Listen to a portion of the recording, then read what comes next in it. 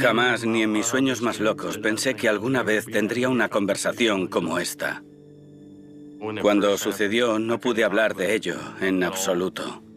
Era algo demasiado reciente y doloroso.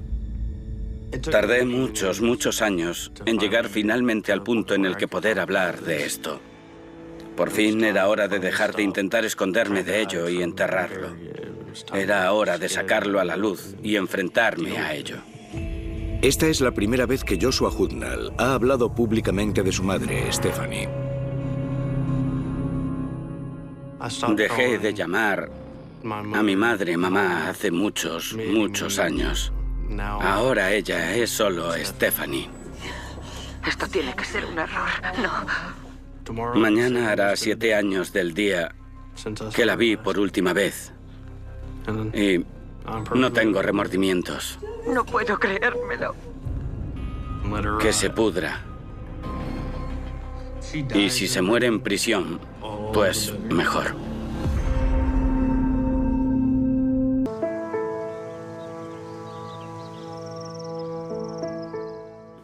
Nunca supe qué era lo normal. Todo el mundo me dice constantemente, esto es normal o aquello es normal.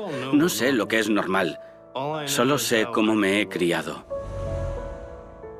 No vi mucho a mi padre de pequeño porque él siempre estaba trabajando. Casi todo lo que hacía y lo que amaba hacer era trabajar en buques de guerra. Pasó muchos años así para que no nos faltase de nada. Así que en casa estábamos solo yo, Stephanie y las chicas, Guinevere y Ruby Grace. La prioridad de Stephanie era siempre Stephanie primero. Hola, Carol.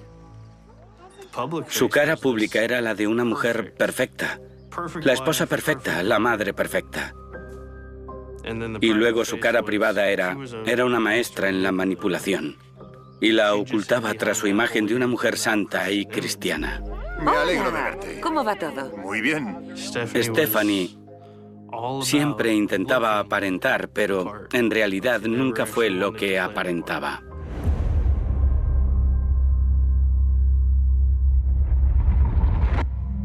Joshua nunca se imaginó lo lejos que llegaría su madre por salirse con la suya. Pero ya había habido señales.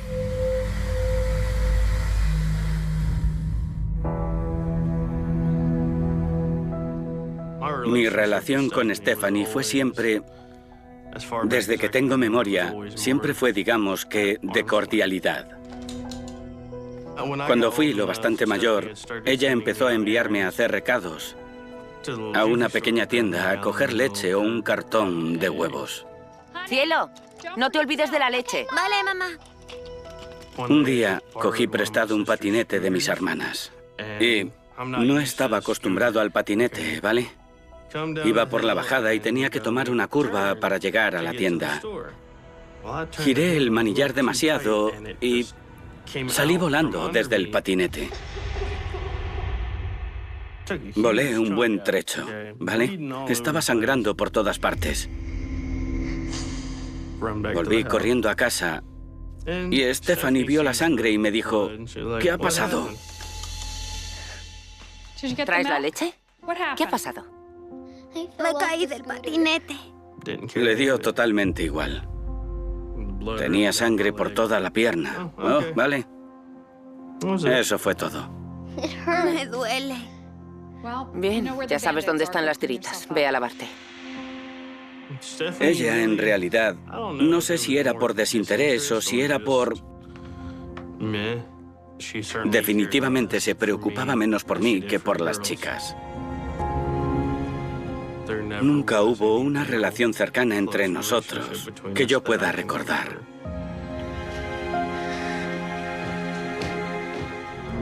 Un día Joshua de repente se encontró viajando.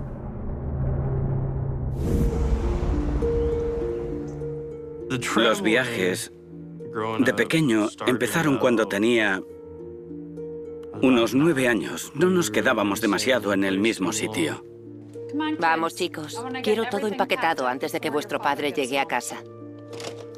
Papá siempre estaba trabajando, así que durante el día hacíamos las maletas, cogíamos cajas y empaquetábamos todo.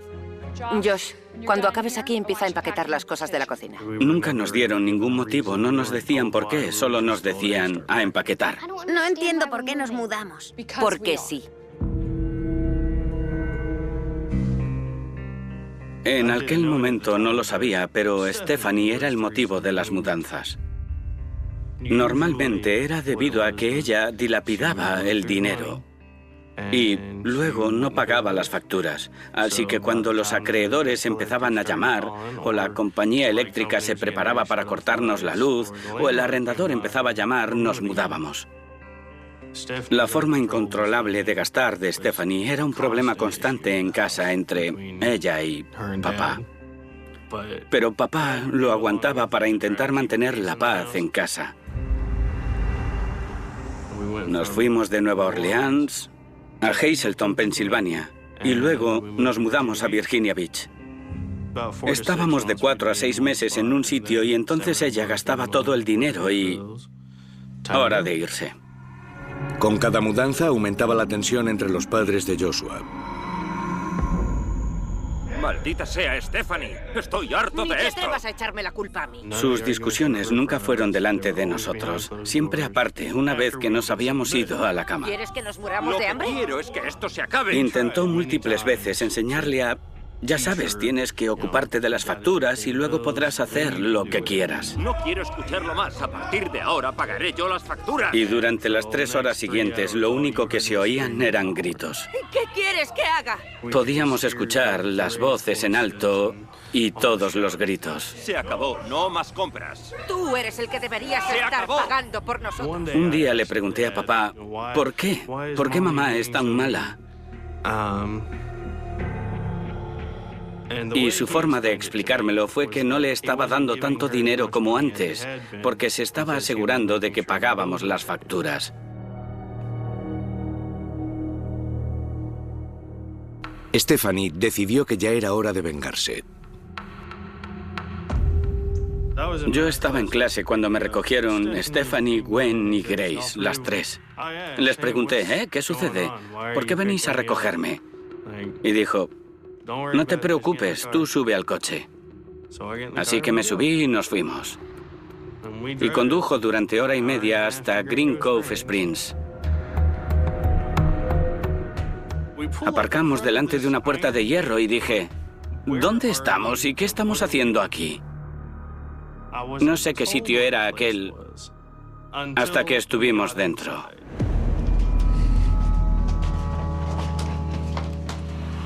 Aquí. Vale.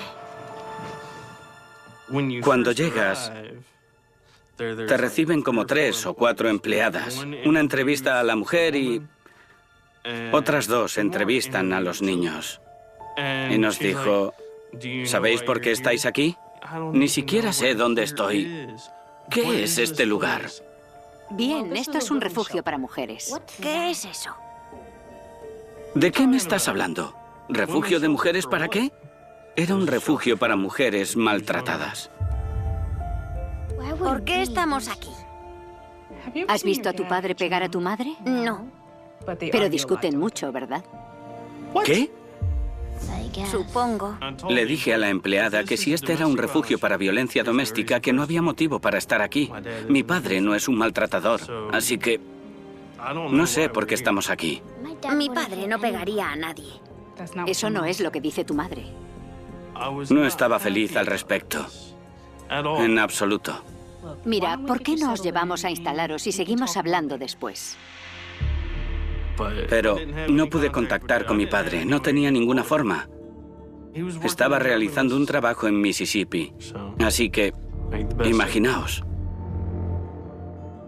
Al final de las 3 semanas y media nos fuimos a casa y todo era maravilloso de nuevo.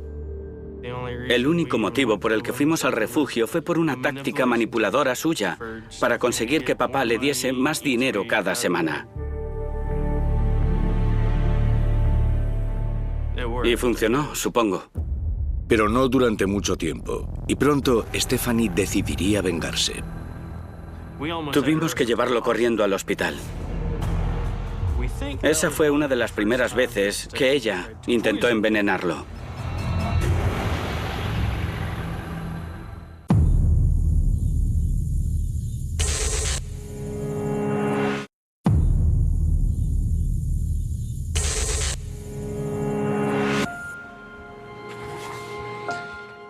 Stephanie. Ni siquiera voy a tocar esa foto. No quiero tener nada que ver con esa malnacida. Esta es la primera vez que veo su cara desde que fui a verla a la cárcel. Esta es ella intentando poner la cara de persona normal y decente para el resto del mundo. Intentando ocultar todos sus secretos ocultos. Intentando hacer que parezca que no es la mala persona que realmente acabó siendo. A medida que Joshua iba creciendo, las cosas entre sus padres solo empeoraron. Mi madre nunca cambió su forma de gastar. Siempre acababa dilapidando el dinero. Salían y fácilmente se gastaban $700 en cosas.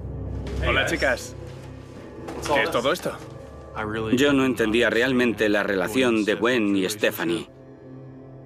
La prioridad de Stephanie era siempre Stephanie primero.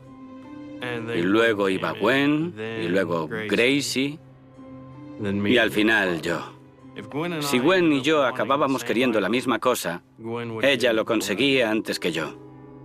Mi madre estaba corrompiendo a Gwen. Había montañas de cosas y seguíamos quedándonos sin dinero. Oh, es genial. Es preciosa. ¿Qué sucede? No es para tanto. Y finalmente papá se hizo cargo de la economía familiar. No sé qué más hacer. ¿Qué crees que estás haciendo? En serio, para. William. Empezó a darle dinero para que comprase comida y era todo lo que le daba. Hasta le quitó la tarjeta de crédito. Te la daré cuando la necesites. Ella no estaba contenta. La gente siempre dice, ya sabes, con ese tono exasperado: oh, voy a matarlo. Pero en realidad no lo dices en serio. Él no se dio cuenta de lo lejos que estaba dispuesta a llegar. Una noche después de cenar, ocurrió algo extraño. Aquella era una noche normal. Tomamos la cena y sucedió como una hora después. Yo estaba en mi habitación jugando al ordenador y lo oí saltar del sofá. Empiezo a oír pasos pesados en dirección al baño y luego, como si alguien vomitase. Saqué la cabeza por la puerta y pregunté, ¿qué? ¿Qué sucede? Ya sabes, ¿estáis todos bien? Papá, ¿estás bien? Todo va bien, cariño. Tu padre no se encuentra muy bien. Y mi madre sacó la cabeza y dijo, no, va todo bien. Tu padre se ha puesto mal, eso es todo. No pensé nada al respecto. Yo había estado enfermo unas semanas antes, vomitando. Fue solo un virus estomacal de 24 horas. Pero él estuvo allí durante 3 horas seguidas. Y se pasó 2 días abrazado al váter. No pudo ir a trabajar. Debió de adelgazar unos 7 kilos en esos 2 días. Fue terrible. Casi tuvimos que llevarlo al hospital. Esa fue una de las primeras veces que mi madre intentó envenenarlo. No tenemos ninguna prueba. No tenemos nada salvo la sospecha de que fue envenenado. Pero papá enfermaba muy raramente. Y nadie más se puso mal. Él fue el único que se puso mal. Stephanie no se vio intimidada por su fracaso. Un día me levanté y papá estaba en casa. Se había pedido una semana. Me dijo, oye, ve corriendo al cobertizo y tráeme una navaja. Vale, claro. Aquí tienes. Gracias. Y cuando entré en el dormitorio detrás de él y vi la marca de la quemadura, dije, ¿qué ha pasado? ¿Qué es eso? Oh, a tu madre se le cayó una vela y quemó la moqueta. Venga, ayúdame a cortar esto. Échame una mano.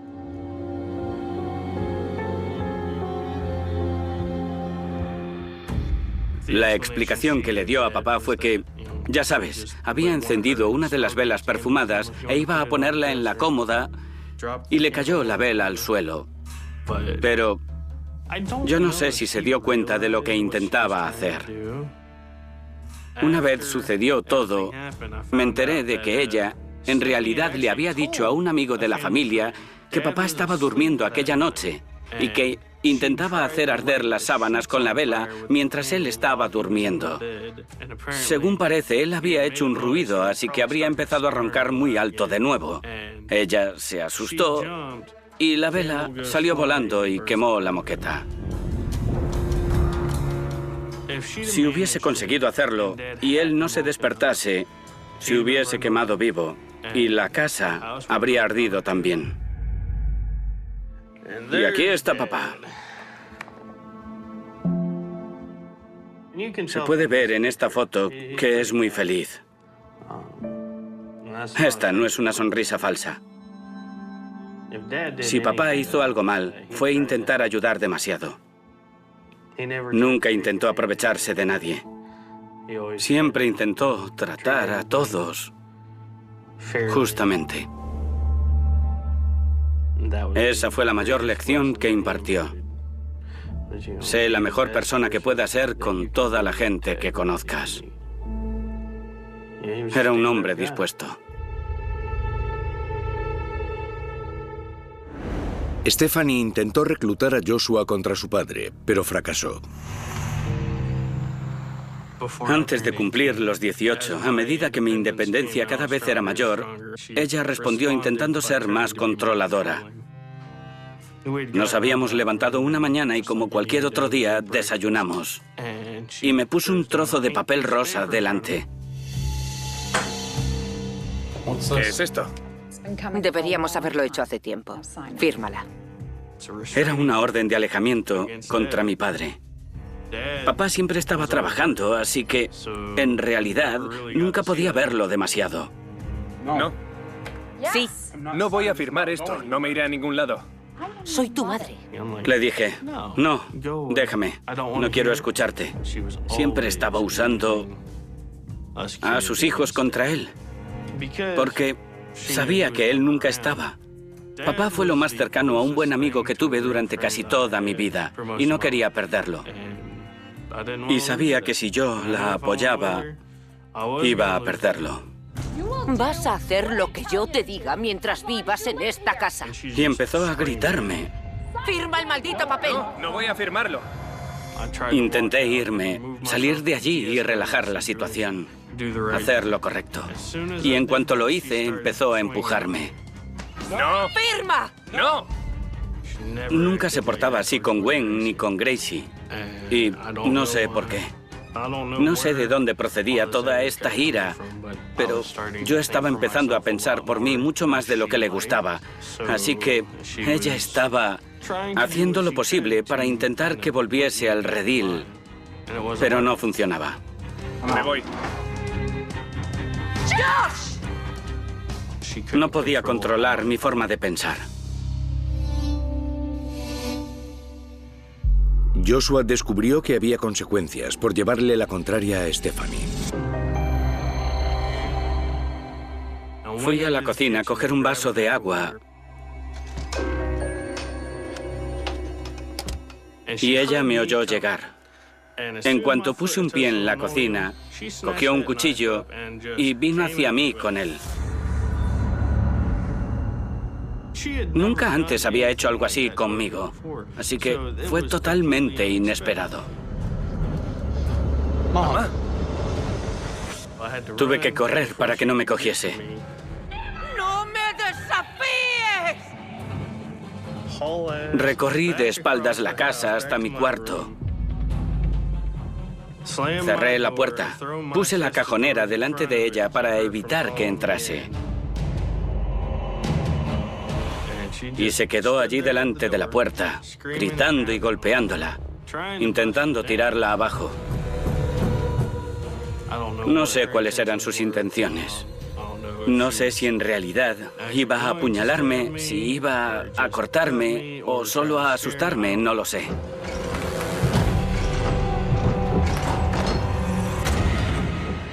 Lo único que sabía era que era hora de salir pitando de Dodge. Salté por la ventana y me largué. Sabía que podía quedarme en algún sitio durante un par de días y dejar que todo se tranquilizase durante un tiempo.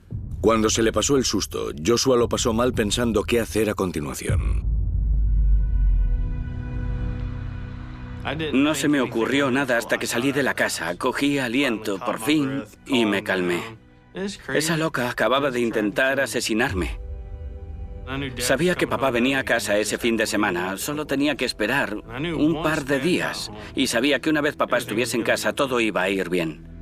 Así que pasó a recogerme y se lo expliqué todo y me dijo, ¿quieres ir a la ciudad a denunciarla? ¿Quieres presentar cargos? No, no servirá para nada. Era mi palabra contra la suya. No obtendría nada. Y probablemente también la palabra de mi hermana. Gwen y Stephanie siempre se unían en mi contra. Siempre que Stephanie estaba dando su versión de la historia, Gwen normalmente respaldaba su versión. Gwen y Stephanie se hicieron muy íntimas. Digamos que se convirtió en ellas contra mí. Lo siento, Josh. No tienes que disculparte, no es culpa tuya. Así que no podíamos hacer nada. Y nos fuimos a casa. Joshua pronto decidió que la única forma de estar a salvo era irse de casa para siempre. O bien yo acababa en la cárcel o ella iba a acabar enterrada. Y no quería que nada de eso pasase. Así que dije, vale, tengo que irme de aquí. La mejor manera de hacerlo, alistarme. Esta es de cuando aún estaba en la instrucción. Por fin me había librado de toda la basura de mi casa. Bien, cuando me fui, no miré atrás. Y me fue bien un tiempo. Pero los planes malignos de Stephanie estaban a punto de llegar hasta él. Mi primo me llamó diciendo, oye, tienes que llamar a casa. Ha habido una muerte en la familia. Eso fue totalmente una sorpresa. Nadie lo vio venir, nadie se lo esperaba.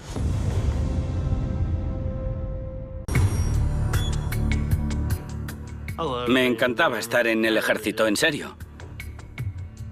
Y en Irak. Sé que cualquiera que vea esto va a decir alguna chorrada acerca de lo que voy a decir. Pero Irak fue el mejor momento y el más feliz de mi vida. Lo juro por Dios. Mi base fue la más golpeada. Fuimos el acuartelamiento más atacado de todos los que había en Oriente Medio. Había bombas detonando por todas partes. Siempre había alguien intentando matarte. Y a pesar de todo eso, de toda esa locura, toda esa confusión, aún así fue 1000 veces mejor que lo que viví de pequeño. Si alguien me disparaba, podía devolver el disparo. De pequeño no podía coger un cuchillo e ir detrás de ella con él. Da igual lo terrible que fuese Irak. Siempre sabía que tenía a alguien cuidando de mí. Joshua esperaba haberse librado de Stephanie para siempre.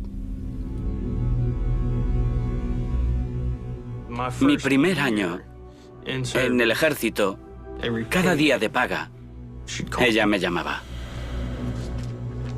Es para ti. No me llamaba en otro momento. Hola. Hola, yo soy mamá. Me alegro de oír tu voz. Empezaba diciendo las típicas cortesías. ¿Cómo estás? ¿Te mantienes a salvo? Sí, todo va muy bien. Bien, eso es bueno. E inevitablemente me pedía dinero. Verás, aquí las cosas están algo complicadas. Sabía que papá se estaba encargando de las facturas. No voy a enviarte nada. No iba a ser Otro día de paga para ella. No voy a enviarte nada. Intentaba hacerlo de decirme te quiero, manipulándome para así conseguir más dinero. Josh, cariño, no lo entiendes. La conversación empeoraba a partir de ahí y acababa colgando. No seas así, Josh. Tengo que colgar.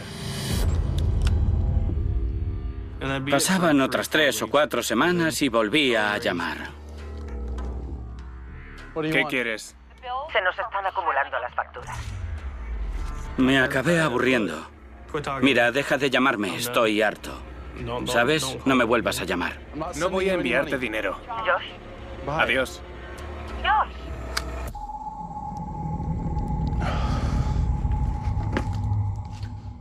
Después de toda la basura que había aguantado, no iba a engañarme de esa manera. El siguiente mensaje que Joshua recibió de su casa fue devastador. Estaba en la base en ese momento. Teníamos wifi por nuestras zonas de trabajo y mi primo me envió un mensaje diciéndome, oye, tienes que llamar a casa, ha habido una muerte en la familia. Mis 2 tíos y mi abuelo tenían problemas de salud. Pensé que habría sido uno de ellos. Llamé a mi tío, me dijo, ¿estás sentado? Sí, ¿qué sucede? ¿Quién ha muerto? Tu padre. ¿Qué? Y la policía baraja el asesinato. Están barajando el homicidio. Ha sido con un hacha.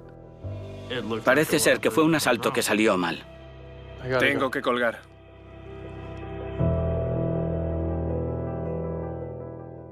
Necesité todas mis fuerzas. Todas las fuerzas que me quedaban después de lo que había sufrido para aguantar la compostura, salir de mi dormitorio y ponerme un cigarrillo en la boca, pero ni conseguí encenderlo.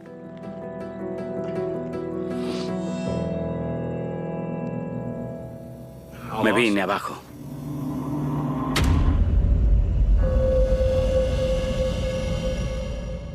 Me derrumbé justo allí. Me desmoroné.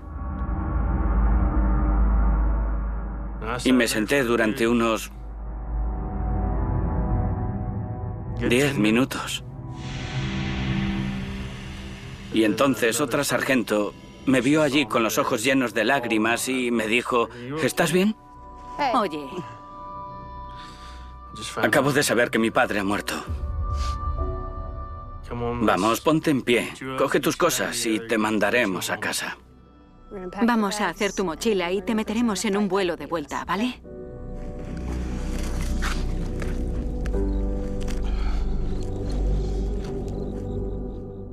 Joshua estaba en ruta cuando recibió una noticia todavía peor. Siempre que viajas desde Oriente Medio, te hacen pasar por Kuwait. Cuando finalmente llegué allí, fui a la sala de informática para entrar en Facebook. Y en cuanto inicié la sesión, lo primero que vi en mi muro fue la noticia actualizada.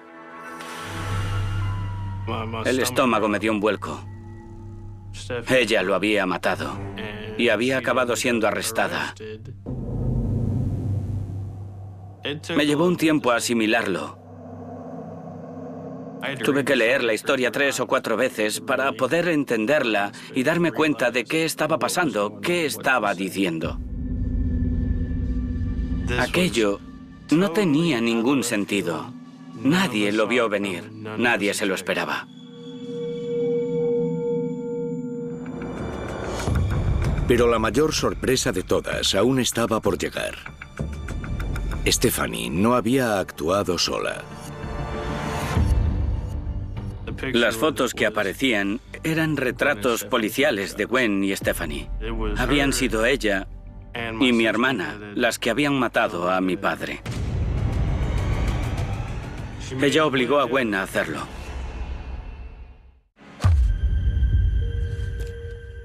Esta es una de las muy pocas fotos donde estamos los dos juntos.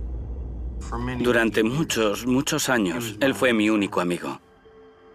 Por lo que yo sé, casi todas las familias se hacen, ya sabes, fotos familiares en determinados momentos. Cuando los niños son muy pequeños, cuando son bebés o cuando empiezan a andar. Luego cuando tienen 10, 11, 12 y luego cuando son adolescentes. Nunca hicimos eso. Nunca había suficiente dinero extra para poder hacerlo. Esto convierte cada una en un tesoro. La última vez que lo vi en persona, no hicimos nada en especial, simplemente pasamos el rato. Dijimos, esta podría ser la última vez que nos veamos, ya que probablemente sería yo el que muriese estando en ultramar. Ninguno de los dos tenía ni la más remota idea de lo que iba a pasar. Nunca pude volver a verlo. Incluso ahora, 7 años después,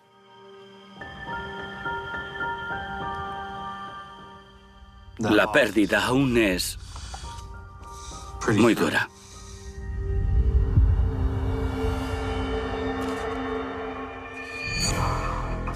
Los retratos policiales. Decir sorpresa sería quedarse corto. Fue como un golpe en la boca del estómago. Ya era terrible saber que había perdido a mi padre, pero luego averiguar que las dos personas supuestamente más cercanas a él habían sido las que lo habían hecho. Me quedé hecho polvo. Joshua regresó a casa, descubrió los detalles de lo que su madre y su hermana habían hecho. Antes del funeral hablamos de si queríamos o no que se viese el cuerpo.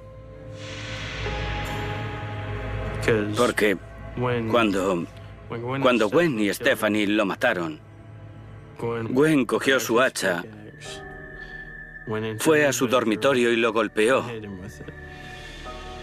5 veces.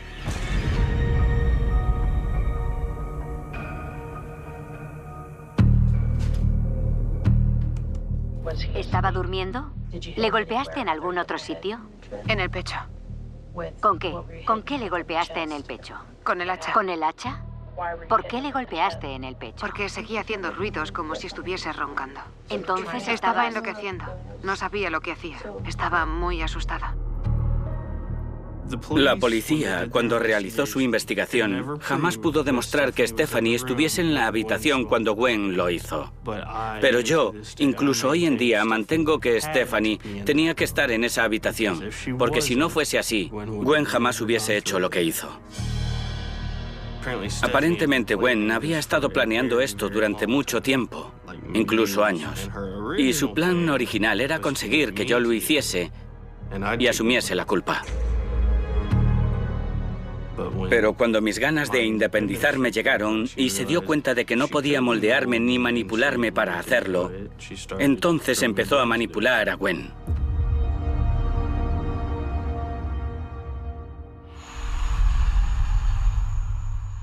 Lo hicieron el miércoles por la noche y luego regresaron a la mañana siguiente y fingieron que habían encontrado a papá de aquella forma. Dígame una cosa, ¿está respirando? Creo que... No. ¿Entonces no está consciente y no está respirando? No. Y hay sangre en la cama. Vale. Ahora dígame qué hay por toda la cama.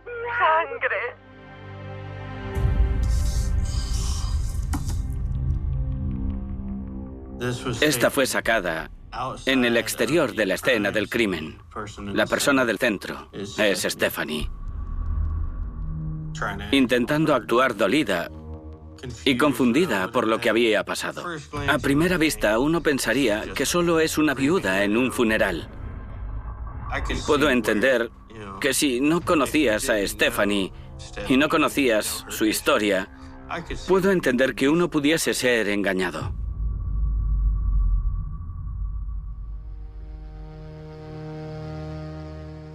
Y esta es una de las fotos de la escena del crimen. Este era el salón de papá.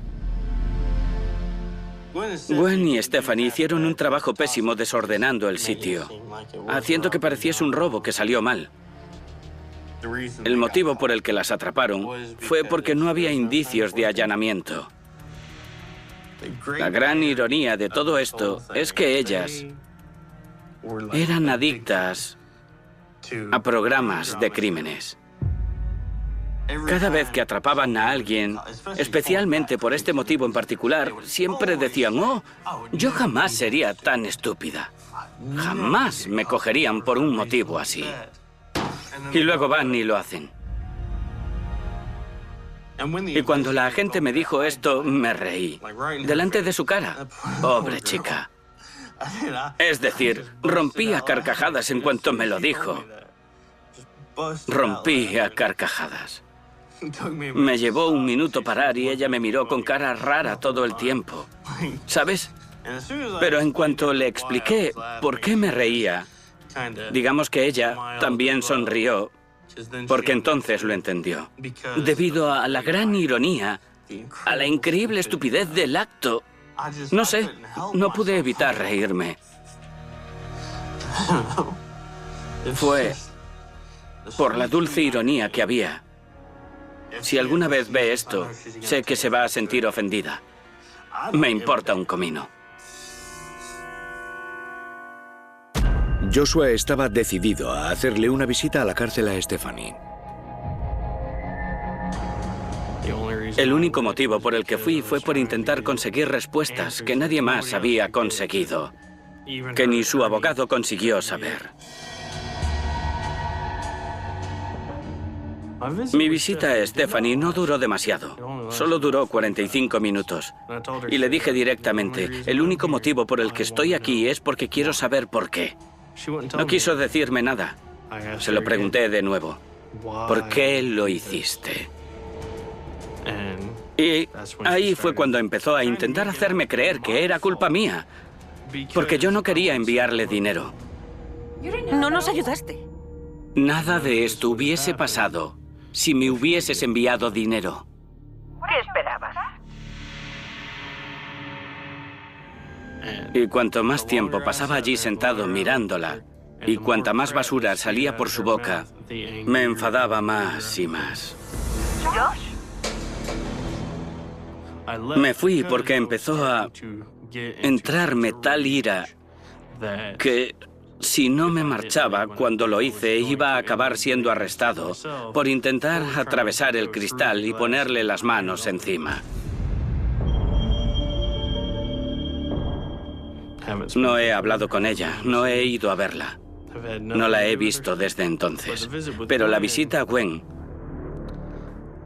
me rompió mucho más el corazón. En cuanto me vio, empezó a llorar. Y todo el tiempo, lo único que podía decir era que lo sentía. Intenté preguntarle a Gwen por qué. Intenté calmar sus lágrimas, pero no podía parar de llorar. He recibido algunas cartas suyas desde entonces, pero ninguna jamás explicaba nada. Joshua nunca supo que Guinevere había revelado el porqué durante su interrogatorio. Esta es la primera vez que ha visto el vídeo.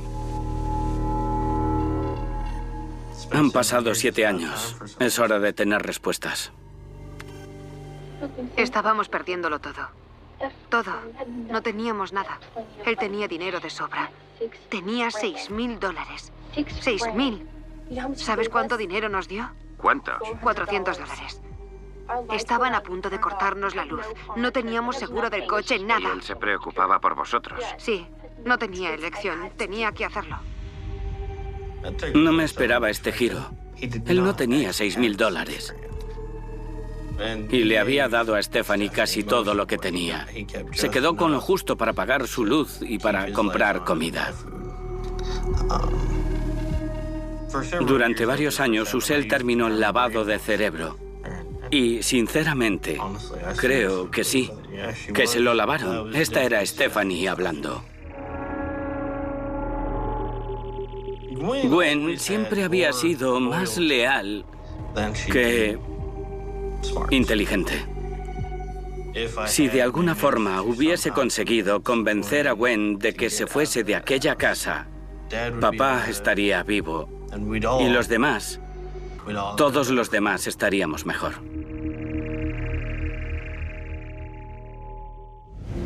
No creo que Gwen se merezca tantos años.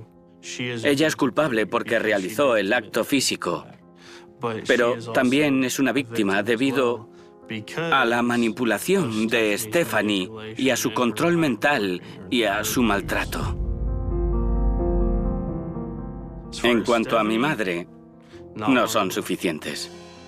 A menos que haya suerte y acabe muriéndose allí dentro, no son suficientes.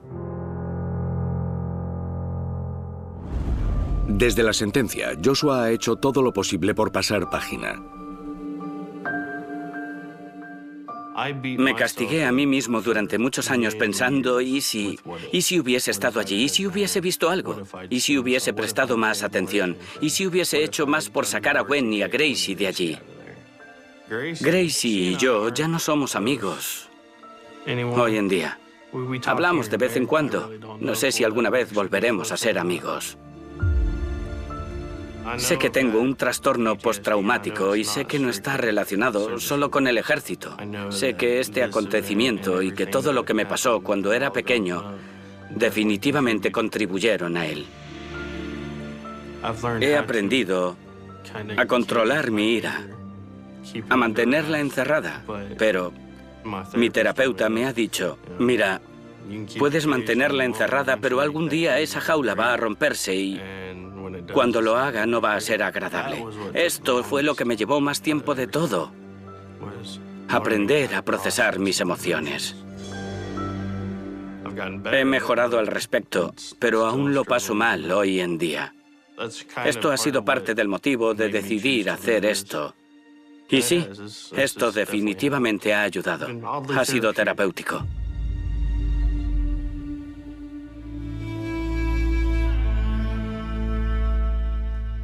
Cuando digo que he perdonado a Stephanie, más que perdonarla, la he olvidado. Aprendí hace mucho tiempo que albergar ira y resentimiento no hace daño a otras personas, simplemente te destruye a ti mismo desde dentro. Y lo siento, quiero algo mejor para mí. Aún sigo aquí, aún sigo vivo, después de todo lo vivido, y no voy a dejar que algo así me impida avanzar. La llamada entró a las 2:17 de la madrugada. Una voz temblorosa, un vecino que no podía dormir. Un olor extraño en la escalera, un silencio que pesaba demasiado. En el cuarto piso, puerta 4B. La luz seguía encendida. Nadie respondía. Nadie abría, pero algo no estaba bien. Madrid, otoño de 1998. La ciudad respiraba normalidad. Tráfico tardío. Bares cerrando. El eco lejano de risas en las calles húmedas. Nadie imaginaba que en un edificio gris del barrio de Carabanchel se estaba gestando uno de los misterios más perturbadores que marcarían a la comunidad durante décadas. Cuando la policía forzó la puerta, el aire cambió. No fue solo el olor metálico. Fue la sensación, ese instante en que todos saben que están entrando en algo que no tiene vuelta atrás. El salón estaba intacto, televisión apagada. Una taza de café frío sobre la mesa, un bolso abierto en el sofá. Nada parecía alterado, nada gritaba violencia. Sin embargo. El silencio era ensordecedor. El cuerpo de Laura Gómez. 32 años, administrativa. Sin antecedentes, sin enemigos conocidos. Yacía en el dormitorio, sin signos evidentes de lucha. Sin sangre visible, sin ventanas forzadas. La puerta cerrada desde dentro, un escenario limpio. Demasiado limpio. Cold case. Así lo llamarían años después, pero aquella noche aún no lo sabían. Aquella noche solo había preguntas. El informe preliminar habló de asfixia. No había arma, no había huellas claras. Solo una leve marca en el cuello, una presión calculada. Precisa, profesional. Como si quien lo hizo supiera exactamente cuánto apretar y cuándo detenerse. Los vecinos describieron a Laura como tranquila. Rutina estable, trabajo. Gimnasio, supermercado. Casa, nada fuera de lo común. Nadie sospechoso rondando el edificio. Nadie escuchó gritos. Nadie vio nada, pero alguien estuvo allí. La puerta no estaba forzada, las cerraduras intactas. Eso significaba una sola cosa. Laura conocía a su asesino, o le abrió sin miedo. Los investigadores revisaron llamadas telefónicas, contactos recientes. Una agenda con pocos nombres, una vida sencilla. Casi invisible, Y. Sin embargo, en el contestador automático había un mensaje borrado parcialmente. Una voz masculina, distorsionada por la mala calidad. Tenemos que hablar, esta noche. ¿Quién era? El análisis técnico de 1998 tenía límites. El ADN era una herramienta incipiente. Las bases de datos no estaban conectadas como hoy. Se recogieron muestras, cabellos sueltos. Fibras, una huella parcial en el marco de la puerta. Nada concluyente. Los titulares explotaron al día siguiente. Misteriosa muerte en Carabanchel. Joven hallada sin vida en su domicilio. Crimen perfecto. La comunidad entró en shock. El edificio quedó marcado. Las miradas cambiaron. Las puertas comenzaron a cerrarse con doble llave. La familia de Laura exigía respuestas. Su madre repetía una frase ante las cámaras. Ella no tenía enemigos. Su hermano insistía en que alguien la seguía semanas antes, pero no había denuncias formales. Solo intuiciones, sensaciones. La policía interrogó a compañeros de trabajo, un jefe distante. Una amiga cercana que mencionó una relación pasada, un exnovio que había terminado mal. Motivos posibles, celos. Deudas emocionales, secretos que nadie quiso contar del todo. El exnovio tenía coartada, estaba fuera de Madrid esa noche. Billetes, testigos. Horarios confirmados, el jefe negó cualquier vínculo personal. La amiga parecía genuinamente devastada. Días se convirtieron en semanas. Las semanas en meses, las pistas se enfriaron. Y entonces apareció el primer giro inquietante. Un vecino del quinto declaró haber visto a un hombre bajando por las escaleras alrededor de la medianoche. No lo conocía, no era habitual en el edificio. Chaqueta oscura, paso firme. Sin prisa, sin nervios aparentes. Retrato robot, difuso. Genérico, imposible de concretar. La presión mediática crecía. Cold case en Madrid. Asesino suelto, un depredador en el barrio. El miedo se instaló como una sombra permanente, pero el tiempo es implacable. Y la memoria, frágil. El expediente comenzó a perder prioridad. Nuevos casos. Nuevas urgencias. La vida siguió. El edificio fue pintado, los vecinos cambiaron. Algunos se mudaron incapaces de soportar la carga psicológica. El caso se archivó. Sin culpable, sin confesión. Sin justicia, solo una caja etiquetada con fecha y número. Solo muestras guardadas en un almacén forense, solo una madre envejeciendo frente a una fotografía enmarcada. Años después, el nombre de Laura apenas era un susurro en hemerotecas polvorientas. Un recuerdo borroso de finales de los 90. Un crimen limpio. Demasiado limpio. Pero los crímenes perfectos no existen. Existen errores invisibles. Existen partículas microscópicas. Existen rastros que esperan el momento exacto para hablar. 25 años más tarde, en un laboratorio renovado, bajo luces blancas y tecnología, que en 1998 parecía ciencia ficción. Una muestra olvidada fue reanalizada. Una fibra. Un perfil genético incompleto en su momento, ahora amplificado. Ahora claro, una coincidencia en la base de datos nacional. Un nombre, un pasado. Un hombre que jamás apareció en las primeras listas de sospechosos. Un hombre que, en 1998, no tenía antecedentes, pero que años después cometería un error menor, una detención rutinaria. Una muestra obligatoria, un registro que quedaría almacenado y el sistema, silencioso durante décadas. Finalmente habló, el ADN no olvida. Y lo que reveló sacudiría a Madrid como una réplica tardía de un terremoto enterrado bajo 25 años de polvo, porque el asesino nunca se fue lejos. Siempre estuvo ahí. El nombre apareció en la pantalla como una sentencia diferida durante 25 años. No hubo música dramática en el laboratorio, no hubo gritos. Solo el zumbido constante de los equipos y el parpadeo frío del cursor junto a un resultado que cambió todo. Coincidencia del 98%. Un perfil genético que había dormido en una caja sellada desde 1998 ahora señalaba a un hombre concreto. Con dirección actual, con historial administrativo impecable, con vida aparentemente normal, Javier Martín Rivas. 54 años, empleado de mantenimiento en una empresa de climatización industrial. Casado, 2 hijos. Sin antecedentes graves en el momento del crimen. Apenas una detención menor por conducción bajo los efectos del alcohol en 2006 que obligó a tomarle muestras.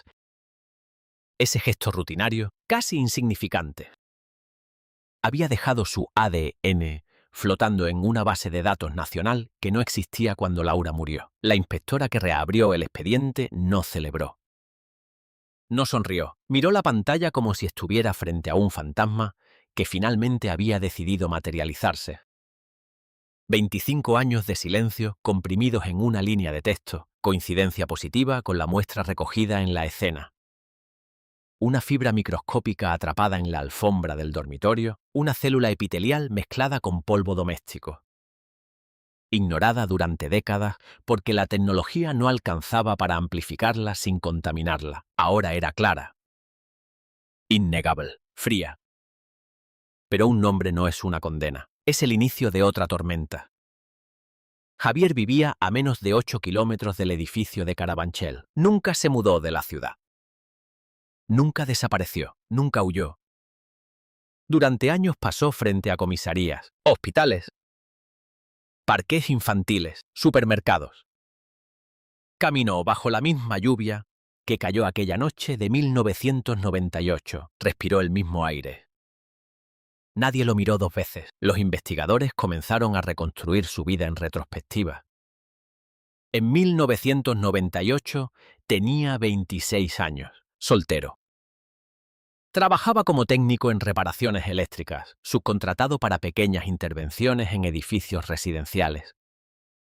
No figuraba en los registros del 4B, no había constancia oficial de que hubiera estado allí. Pero los archivos de una empresa ya desaparecida revelaron algo inquietante. Ese otoño realizó varias reparaciones en edificios del barrio. Órdenes de trabajo incompletas, documentación mal archivada. Registros en papel amarillento, nombres ilegibles. Direcciones parcialmente borradas por el tiempo. La posibilidad empezó a tomar forma como una sombra que se alarga al atardecer. ¿Y si Javier estuvo en ese edificio días antes? ¿Y si Laura le abrió la puerta porque lo reconocía como el técnico que revisó el cuadro eléctrico? La puerta sin forzar, la confianza mínima. El gesto automático de permitir el acceso. El equipo revisó antiguos testimonios. Uno en particular cobró nueva vida. La vecina del quinto, que habló de un hombre bajando las escaleras con paso firme. Chaqueta oscura, sin prisa. Sin nervios. En 1998, nadie conectó esa descripción con un trabajador de mantenimiento. Ahora encajaba demasiado bien. Se solicitó vigilancia discreta. Nada de arrestos precipitadas, nada de errores mediáticos. Durante semanas, agentes observaron su rutina. Salía temprano, conducía hasta polígonos industriales. Almorzaba en el mismo bar, volvía a casa.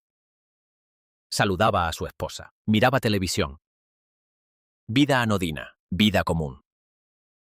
Esa normalidad resultaba más perturbadora que cualquier gesto extraño. Cuando finalmente lo citaron para una entrevista voluntaria, Javier no se negó. Entró en la comisaría con el mismo paso firme descrito hace décadas. Mirada estable, voz controlada. Aceptó repetir la prueba de ADN. No tengo nada que ocultar, dijo, con una serenidad que descolocó a los investigadores. La segunda muestra confirmó la primera. Coincidencia total. La noticia no tardó en filtrarse. Los titulares explotaron como una bomba retardada. ADN resuelve asesinato de 1998, detenido tras 25 años en libertad. El asesino estaba entre nosotros. El barrio de Carabanchel volvió a pronunciar el nombre de Laura.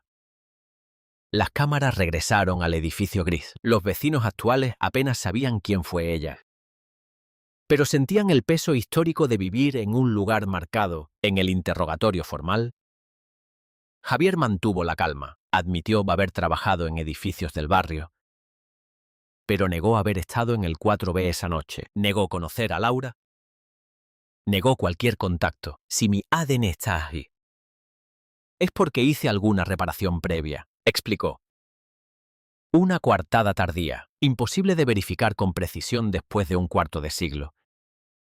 Los investigadores presionaron con los detalles la fibra en la alfombra del dormitorio. No en el pasillo, no en la entrada. En el dormitorio, silencio.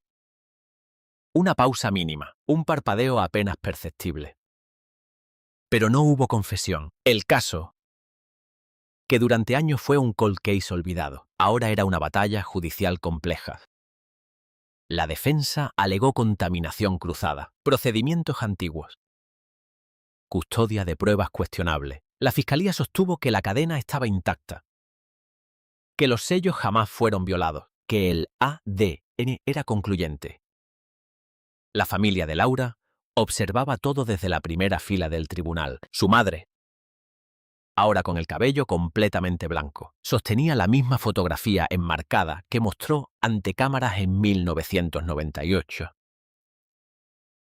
Sus manos temblaban menos que entonces, su mirada, en cambio, era más dura, más cansada. La comunidad se dividió. Algunos celebraban justicia tardía, otros dudaban. 25 años son suficientes para sembrar incertidumbre. ¿Puede la memoria sostener un juicio tan antiguo? ¿Puede una sola evidencia genética reconstruir una noche entera? Mientras tanto, en los archivos del caso, un detalle volvió a llamar la atención. El mensaje borrado en el contestador. Tenemos que hablar. Esta noche, la voz masculina jamás fue identificada con tecnología de la época. Ahora, expertos forenses digitales trabajaban en limpiar el audio con herramientas modernas. Filtrar ruido, aislar frecuencias. Comparar patrones vocales. Si esa voz coincidía con Javier, la historia cambiaría de forma irreversible. Madrid observaba el pasado, que parecía enterrado bajo capas de olvido. Estaba resurgiendo con una claridad implacable. Las luces del laboratorio, los pasillos del juzgado, los titulares nocturnos. Todo giraba en torno a una pregunta que aún no tenía respuesta definitiva. ¿Fue realmente él o el ADN? Solo abrió una puerta hacia una verdad más compleja. Porque a veces resolver un caso no significa cerrar la herida, significa abrir otra más profunda. El audio llegó al laboratorio forense como una reliquia frágil, guardada durante décadas, en una cinta magnética que había sobrevivido a mudanzas, reformas y cambios de protocolo. El contestador automático de Laura Gómez era tecnología obsoleta, casi arqueología doméstica, pero dentro de ese pequeño dispositivo dormía una pieza que podía inclinar la balanza. Tenemos que hablar esta noche. Nada más. 3 segundos de voz distorsionada. Una respiración leve al final. Un clic abrupto. Durante años fue ruido. Ahora era potencial dinamita. Los técnicos aislaron frecuencias, limpiaron interferencias. Eliminaron zumbidos eléctricos. El espectrograma comenzó a revelar patrones invisibles en 1998. Cada voz tiene una huella acústica única, una arquitectura invisible hecha de vibraciones. Compararon esa huella con la voz actual de Javier Martín Rivas, grabada durante el interrogatorio. El proceso era meticuloso, casi quirúrgico. No bastaba con que sonara parecido, tenía que coincidir científicamente. Mientras tanto, el juez instructor autorizó registros en el domicilio de Javier. No encontraron trofeos macabros, no hallaron diarios ocultos ni fotografías perturbadoras. Solo una vida ordenada, facturas archivadas. Herramientas limpias, ropa cuidadosamente doblada. En el trastero, cajas antiguas con documentos laborales de los años 90. Contratos temporales, órdenes de servicio. Una carpeta llamó la atención. Empresa Electrosoluciones Madrid. Activa entre 1996 y 2001, ya desaparecida. Dentro, hojas de trabajo con direcciones del barrio de Carabanchel. Algunas ilegibles, otras parcialmente tachadas. Una dirección coincidía con el edificio de Laura, no el 4B específicamente. Solo el edificio. La defensa reaccionó con rapidez. Argumentó que trabajar en el inmueble no implica asesinato, que un técnico puede dejar rastros microscópicos en múltiples viviendas sin recordar cada puerta tocada. Que 25 años distorsionan cualquier narrativa, pero el detalle inquietante era otro. No había registro oficial de que Laura solicitara reparación eléctrica en su apartamento, ningún parte firmado. Ninguna factura. Si Javier entró en el 4B, no fue por un servicio formal, el análisis del audio avanzaba en paralelo. Los expertos determinaron que, pese a la degradación, existían suficientes marcadores comparables, formantes vocales, ritmo respiratorio, microvariaciones en la pronunciación de la R y la N. El informe preliminar no fue absoluto, pero sí contundente. Alta probabilidad de correspondencia con la voz de Javier Martín Rivas. Alta probabilidad. No certeza total. La Fiscalía decidió intensificar el interrogatorio. En la segunda comparecencia, le presentaron la coincidencia genética ampliada y el informe acústico preliminar. Javier mantuvo la compostura durante varios minutos. Escuchó el audio restaurado. Su propia voz joven emergiendo desde 1998, más grave. Menos desgastada, no negó que sonara similar. Dijo que muchas voces masculinas en Madrid podían coincidir en patrones generales. Habló de contaminación cruzada, de errores estadísticos, de ciencia imperfecta. Pero cuando mencionaron la fibra hallada específicamente en la alfombra del dormitorio, no en el pasillo, no en la cocina, hubo un silencio más largo que los anteriores. Una pausa que no pasó desapercibida. Los investigadores reconstruyeron aquella noche minuto a minuto. Laura salió del trabajo a las 18:05. Pasó por el supermercado. Llegó a casa a las 19. Habló por teléfono con su madre a las 20:02. Normalidad absoluta. A las 22:47 recibió la llamada al contestador. Después, silencio. El vecino vio al hombre bajando escaleras cerca de la medianoche. Si Javier fue quien llamó, conocía su horario, sabía que estaría sola. Sabía que abriría. La pregunta comenzó a tomar otra forma. ¿Fue un encuentro planeado o improvisado? ¿Hubo discusión? ¿Hubo rechazo? El informe forense original describía asfixia manual con presión controlada. No signos de violencia desmedida, no desorden en la habitación. Eso sugería proximidad, contacto directo. Miradas cruzadas, no un ataque caótico. Los psicólogos criminales analizaron el perfil de Javier retrospectivamente. En 1998 era joven, con historial de relaciones breves y conflictivas. Una exnovia declaró recientemente que, durante una discusión, él la sujetó del cuello solo unos segundos. Como intimidación. Nunca lo denunció. nunca lo consideró grave, hasta ahora. Esa declaración encendió otra alarma. La prensa volvió a incendiar titulares. Patrón de conducta emerge. Agresión previa ignorada. Justicia tardía para Laura. Las cámaras acosaban a la familia de Javier. Sus hijos negaban rotundamente cualquier posibilidad. Es imposible. Mi padre no es un asesino. La esposa, devastada, evitaba declaraciones. El barrio original, ya transformado por el tiempo. Revivía el miedo como un eco distante que regresa sin aviso. Antiguos vecinos eran localizados para nuevas entrevistas. Algunos apenas recordaban detalles. Otros, sorprendidos por la detención, confesaban que siempre sintieron que el caso estaba incompleto.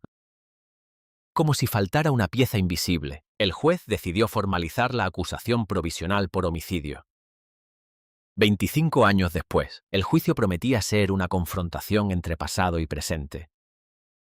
Entre ciencia moderna y memoria fragmentada, la defensa preparaba peritos independientes para cuestionar cada milímetro del análisis genético. Argumentaban que una coincidencia estadística no describe el contexto, no narra la intención. No prueba el momento exacto, y sin embargo, el ADN estaba allí, en el dormitorio, en la escena, en la noche que terminó con la vida de Laura. Pero en medio del avance aparentemente firme, surgió un nuevo elemento que complicó la narrativa. Una segunda muestra genética parcial, hallada en 1998, pero descartada por insuficiente. Fue reanalizada también. El resultado no coincidía con Javier. Un perfil incompleto, masculino. Desconocido. La fiscalía sostuvo que podía tratarse de contaminación antigua, de personal de emergencia, de transferencia secundaria. La defensa lo convirtió en estandarte. ¿Y si había otro hombre? Y si la escena no fue tan simple, la certeza comenzó a agrietarse. Resolver un cold case no es una línea recta, es un laberinto donde cada salida puede conducir a otra pregunta. Madrid observaba el proceso con una mezcla de alivio y duda. La palabra resuelto empezaba a sentirse prematura.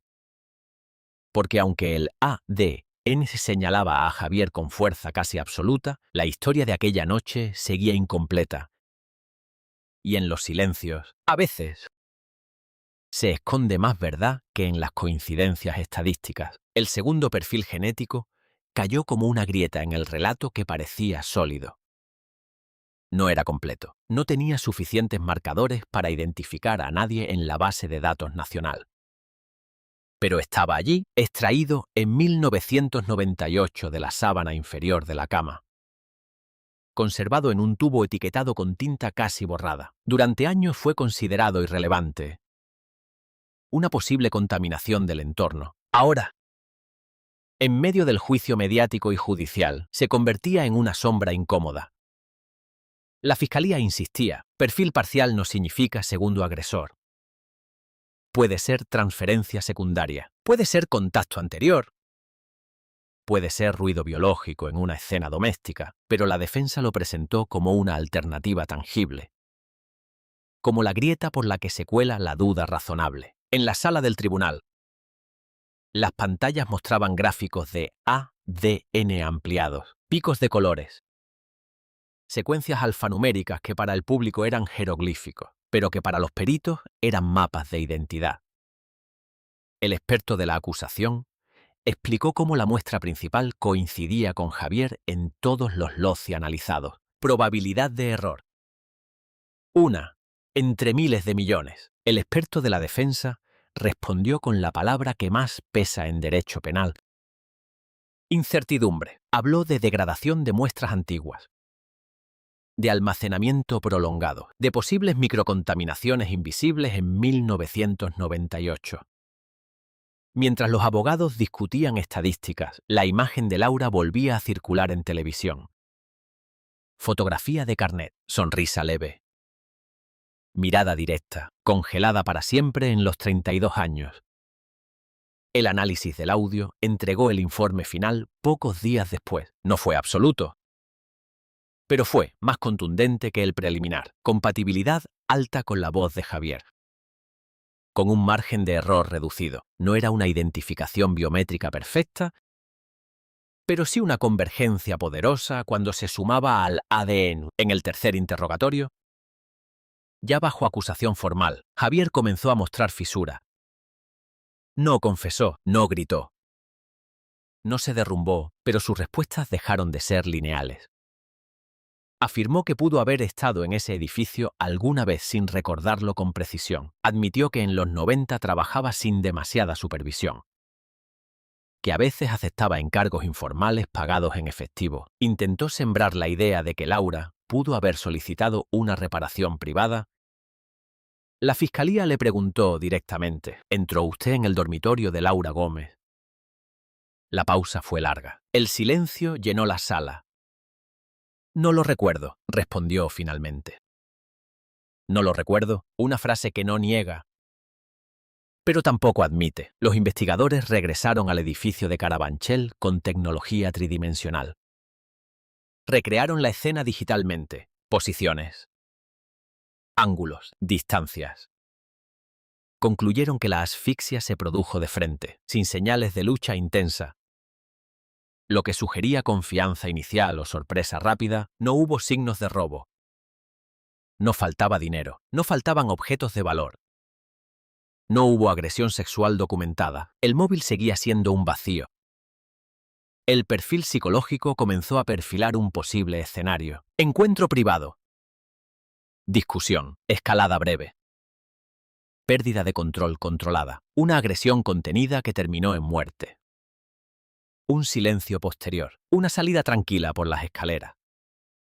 Pero el segundo ADN parcial seguía allí, como una nota discordante en una melodía aparentemente coherente. La defensa solicitó comparar ese perfil con bases de datos ampliadas internacionales. El juez autorizó. El resultado fue negativo, sin coincidencias. Un fantasma genético. Mientras tanto, una antigua compañera de trabajo de Laura aportó un recuerdo tardío, semanas antes de su muerte. Laura mencionó que un técnico demasiado insistente le pidió su número personal tras una revisión en el edificio. No sabía su nombre. No lo consideró grave, solo incómodo. Nunca denunció, nunca volvió a hablar del tema. Ese testimonio encajaba con el patrón emergente. La prensa transformó el relato. Acoso que terminó en tragedia, señales ignoradas en 1998. La comunidad empezó a reconstruir mentalmente una historia que nunca conoció en tiempo real. La madre de Laura declaró ante el tribunal con voz firme: ella no dejaba entrar a cualquiera. Esa frase resonó como un eco moral. Si abrió la puerta, lo hizo con cierta confianza. Confianza que pudo haber sido manipulada. La defensa atacó la credibilidad de recuerdos surgidos 25 años después. Memoria contaminada por noticias, influencia mediática, reconstrucciones inconscientes. Y entonces surgió otro elemento inesperado. En 2001, 3 años después del asesinato, se registró una denuncia por agresión leve contra Javier, un altercado con una mujer en un edificio donde realizaba reparaciones. La denuncia fue retirada, no hubo juicio.